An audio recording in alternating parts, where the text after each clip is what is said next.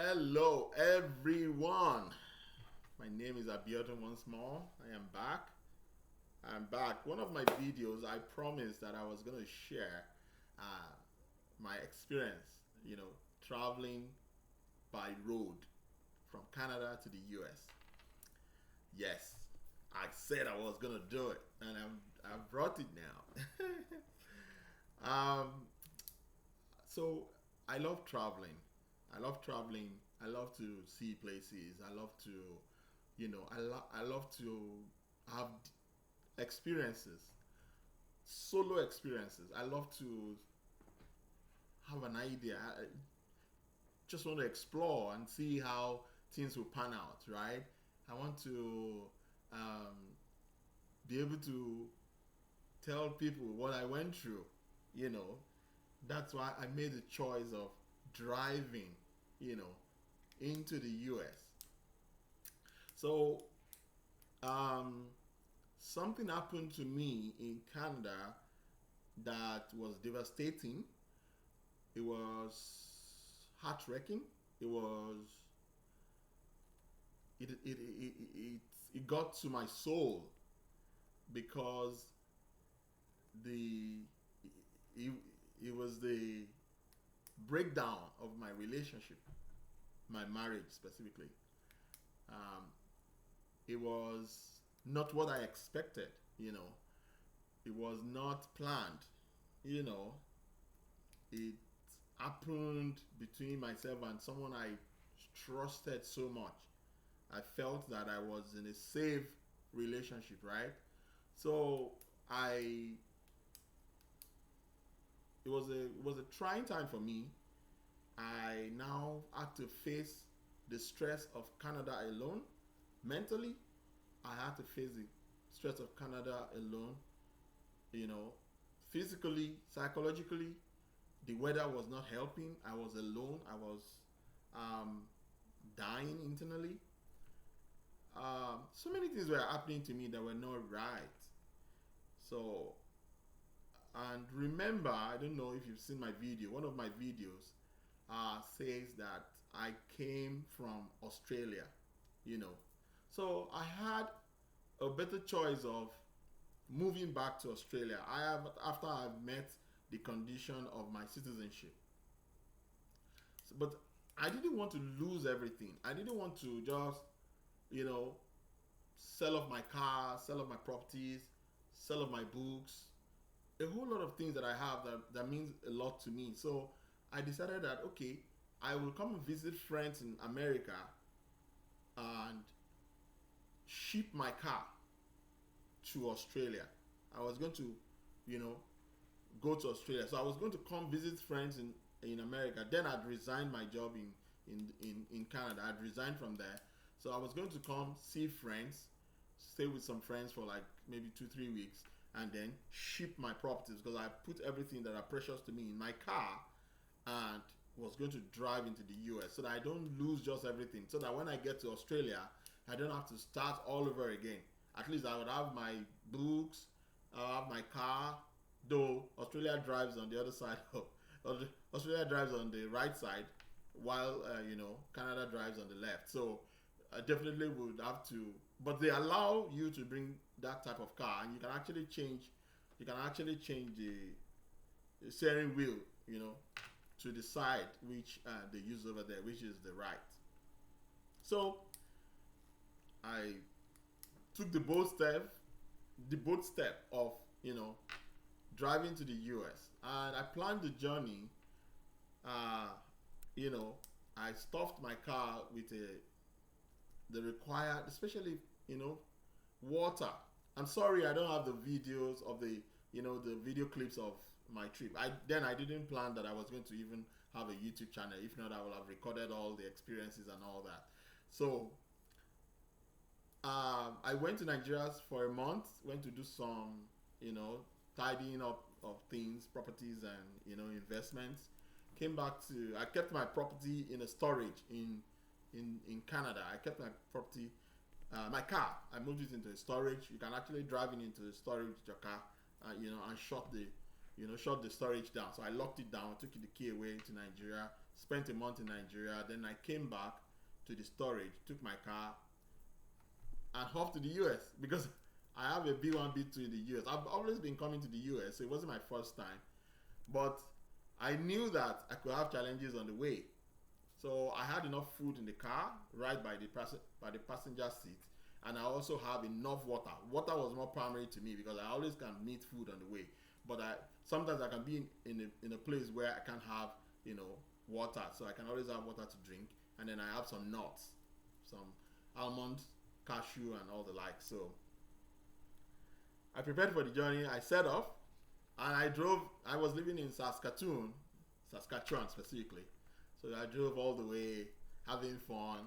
The best way I was having fun was to play Nigerian music. I was, blasting all the way, dancing, riding my, in the car, and I was a very good time. So I got to the border of the U.S. and Canada, right close, that is closest to Saskatchewan, the province of Saskatchewan. The border is called Estevan. The border is around Estevan. Estevan is a town in Saskatchewan, close to the U.S. Estevan is a oil city or something. So that border was the border I had to pass through. The border would lead me straight into the state of North Dakota. So, but I got to that border town in the night. So I had to get a travel in. I stayed in travel in, yes. I stayed in travel in, $50 a night, right? So I stayed in travel in. You know there is a lot of travelers, so you see all the cars out there. So I stayed in travel in, and yeah, I stayed for the night, refreshed. I was tired because the drive from Saskatchewan to Estevan is about 6-7 hours. So it was a lot of drive. I was really exhausted. So, and I was alone, my car was loaded, was fully loaded. So before I, started going to the US, I changed the engine, I changed everything. I made the car, I ensured that the car was, that I can do the journey with all the load inside and all that. So I stayed at the border town for the night. And very early in the morning, so that I can cover up, so much distance. I woke up quite early, around 4 a.m. or 5. I progressed, into the US. So when I start seeing US highway, US 50 something, US, I said, man, I'm in this powerful country. But in my mind, I was afraid of how I'm going to cross the border. And it wasn't that I was illegal. Of course, at that time, I was a Canadian permanent resident. I was also, I have my American B1, B2, 10 years. So I really did not have issues. I wasn't Canadian then, so I really didn't have issues. But, every immigration officer, as expected, and as it panned out, you will be worried when you have your car fully loaded with properties and all that. Like, you're moving to the US with a B1, B2 visa. You're obviously not going to return back to your country, Canada. We're not going to let you in. So that was my fears. So when I got to the border, of course, I have my my Australian green card, which we call permanent resident over there. I had it with me. So I had to show the immigration officer that I was going to Australia. Like, I didn't want to lose my property. So I gathered everything. I just came to see friends for a while. Then I'm going to ship my vehicle, my property. I'll ship it to Australia while I will fly and go and wait for my properties over there in Adelaide. I used to live in Adelaide. So when I got to the border point, the officer looked at me, said, wind down. My car was tinted, said, wind down. I was like, what are you going to do with so much properties in the US? You're obviously not going to park. You're obviously not going to return. Park. In my mind, I was like, man, I knew this was going to happen. I'm talking of 4 a.m. in the middle of the night. It wasn't yet dawn. But because I have always made sure that I am always legal, and one thing that I am glad about is my upbringing. I was raised properly by a very good father who ensured that even in his death, he trusts me that I cannot go into anything criminal. So I went to that border post with my chest bold, say there is nothing. The worst that can happen is that you send me back to Canada.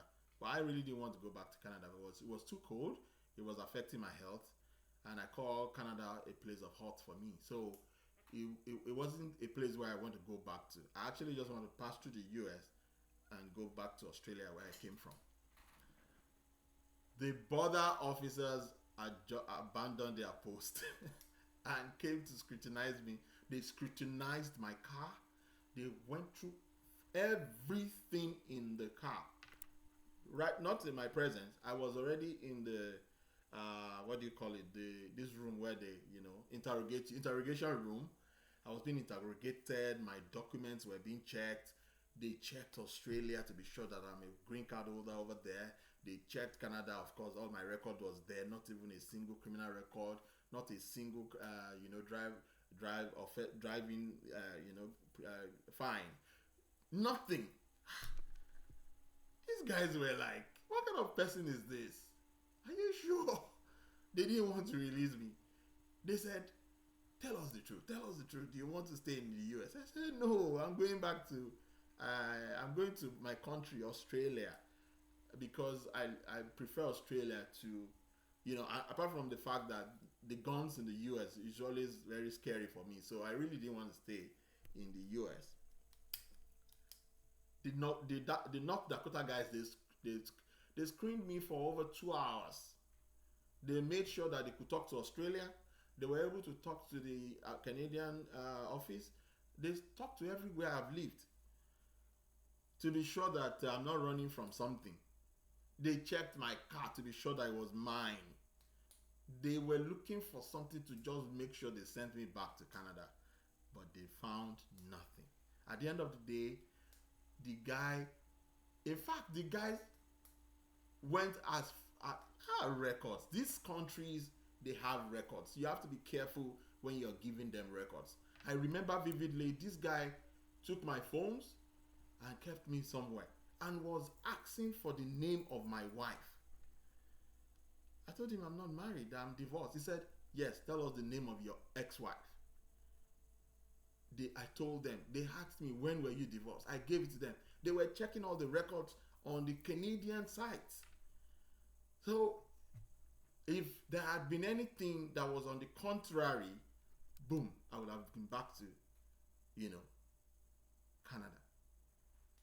Long story short, they didn't find anything. The only thing the guy told me was, "Please don't sell your car in the US because you said you're going to drive through and go to Australia. Don't sell your car in the US because if you were coming to the US, we'll have taken duty from you, as in you're importing the car. So, but if you decide to stay back in the US, then you have to go to customs and pay the duty on your car because the car was not in the US. It was imported. They count it to be like I imported it into the US. Now, so they give me pass, make I pass through border. Make I stop broken English. So I just entered the North Dakota. I started, and my car is an Honda Accord. Honda Accord, solid engine, man. I just a matcha. The US roads are excellent. From North Dakota, I was trying to cover the gap. So I was moving. I went to South Dakota. See a lot of beautiful sceneries. America is big. They have very massive farmland. I was seeing all sorts of animals, cows, all sorts of animals were on the way, saying hello to me. "Hey, brother, how are you? Make sure you have a good drive to Houston." I was coming to Houston, actually. I went through South Dakota. So for all the Dakotas, I was able to pass through them before the night, before the night came over. But then I got to Nebraska. Nebraska was where night came, and I had to find a place to, relax. But I couldn't cover the full length of Nebraska. So by the time I woke up in the morning, I slept in my car, by the way. I slept in my car because it was already late, but I had to sleep in my car where there were truck drivers. So I parked within the truck drivers. It was more like a nightlife. So the truck drivers were having fun I was with them. I was bubbling with them. So I had to sleep in my car. I just stretched the car seats and I slept off. There was no hotel around. I couldn't afford. It's not like I couldn't afford getting a hotel, but there was none around that I could sleep in. And moreover, the truck drivers were there having the ball of the, having a good life. Why didn't I just join them? So I joined them. We had a good time. No, I didn't I didn't have anything to do with the ladies of the night, by the way. So I enjoyed myself there. Very early in the morning, I started leaving Nebraska. Nebraska is, I would say, is the agriculture state of the country. Man, Nebraska was basically farmland. Farmland, yeah. This way, each side I'm passing is just farmland. Green. They were all corn, all sorts of farmland, vegetables. It was beautiful. Nebraska was beautiful. So I drove all the way from Nebraska to Kansas. I passed through Kansas. I passed through Oklahoma City. Oklahoma City is gorgeous. I've been to a few states in the US, but passing through Oklahoma City, it was a beautiful city. From my journey from Canada, the most beautiful city that I passed through is Oklahoma City. It was very beautiful. It was more like I should stay back there and just stay there. But my mind was go to Houston, because of course that's where the bulk of Nigerians are. So I was coming to see someone in Houston. So from Oklahoma City, I crossed over to Dallas. Dallas is beautiful as well. I think Dallas is known more for lots of bridges. I was seeing a lot of bridges. Bridges was all over the place. I was like, what kind of city is this? The network of roads in Dallas I give it to them, it's good. That city is well planned. You cannot. I don't think Dallas. I'm not sure. I don't think Dallas has a lot of traffic compared to Houston, but Dallas is beautiful, very beautiful. But one thing that was fascinating was when I was getting into Dallas. That was when I knew that, man, I am in for something. Imagine coming from an extremely cold country and getting into an extremely hot city. When I was coming from Canada, I never used my air condition. I was, having natural breeze. It was more, suiting. I love natural breeze. I really don't like air conditions. But when I got to the gate of Dallas, the first thing I did was I parked my car and I asked myself the question. It seems the devil lives around here because they must have opened the gates of hell. The heat that came to me, the heat that I felt, Baba, I used the air conditioner until I got used to it. It was hot. Imagine I came in August. It was August 2nd specifically. I left Canada August 2nd, 2022 to Houston. I got to Houston August 3rd, 2022. When I came, I passed through Dallas. I, moved from Dallas to Houston. And it was a good time. In all, I spent 3 days and 2 nights traveling. A total of 28 hours was a drive from Canada to Houston. And when I got to Houston, the friends I came to meet, they were happy to receive me and all that. They were like, why do you want to go to Australia? Australians want to come to America. Why do you want to go to Australia? Stay here now and start a life. You have not finished your citizenship exam. You have not done your swearing in.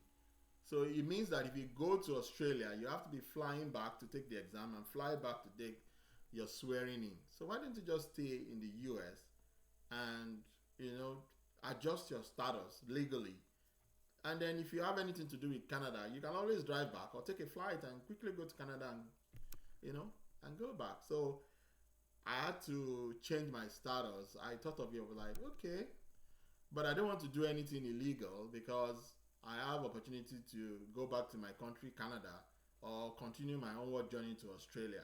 They were like, no, you are better off. You're not going to be like the regular Nigerians who come here and come and, deceive women and, deceive some women. I'm not saying everybody deceives women, but a lot of them, a lot of, not just generally Nigerians, a lot of Africans or a lot of migrants generally will come here and do fake marriages and all that. But I told them, no, I don't want to be party to all those kind of things.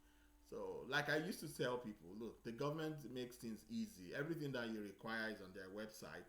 So I just went to the government website and I saw what was, what I can actually do, or what immigration status or benefit I can apply for that can make me stay in the US permanently. And as God will have it, I went there and I saw one. I would do the video on that one.